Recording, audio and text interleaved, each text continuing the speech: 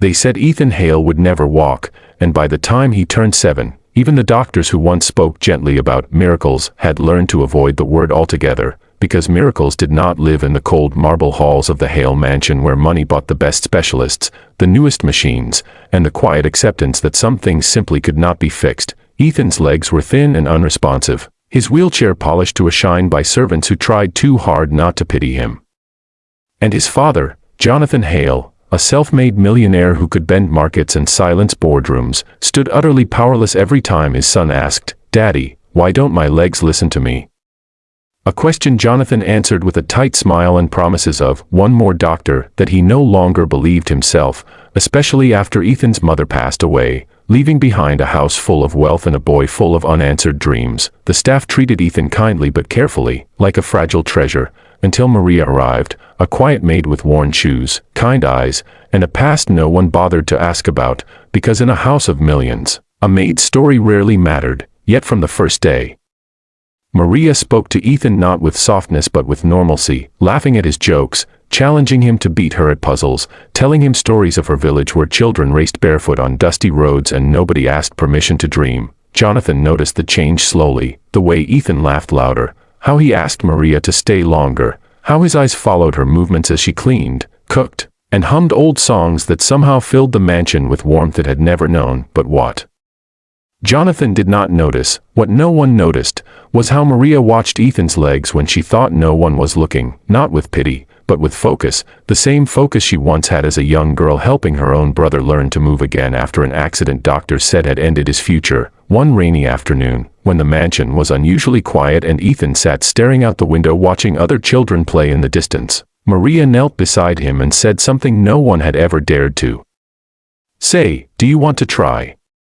Not try a new machine, not try another doctor, but simply try." And when Ethan laughed nervously, she did not stop. She showed him games that made his toes wiggle, songs that turned effort into play, stories where heroes started weak and ended strong, and day by day, unnoticed by the world that had already given up on him, Ethan's legs began to respond, first with tiny movements that felt like imagination, then with tremors that made his heart race. Maria never told Jonathan, not because she was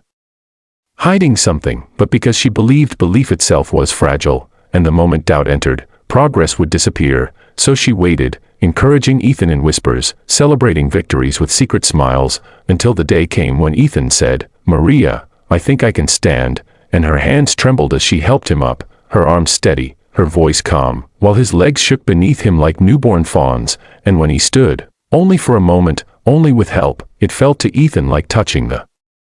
sky. The impossible no longer felt impossible, and from that day on, Maria pushed gently but firmly, turning every routine into therapy, every laugh into strength, while Jonathan remained blind to the quiet revolution happening under his roof, until one evening he returned early from work and froze in the doorway at a sight his mind refused to accept: his son, gripping the edge of the sofa, standing, wobbling, but standing, with Maria beside him, tears streaming down her face as she whispered encouragements. And in that moment, the millionaire who had conquered industries fell to his knees, not because of weakness, but because hope had returned too suddenly, too powerfully. Jonathan wanted answers, explanations, proof, but Maria only said, "He was never broken, sir. He was just never believed in the right way." And for the first time in his life, Jonathan realized that money had not saved his son, patience had, love had, and a maid who refused to accept limits had. The months that followed were filled with setbacks and triumphs, scraped knees and joyful tears, and the day Ethan took his first unassisted steps across the living room, Jonathan recorded it not for investors or headlines, but for himself, a reminder that the greatest returns in life do not come from money, but from faith, humility, and the courage to listen to those the world overlooks. Maria was offered bonuses, promotions, even scholarships to train as a therapist, but she only smiled and said she would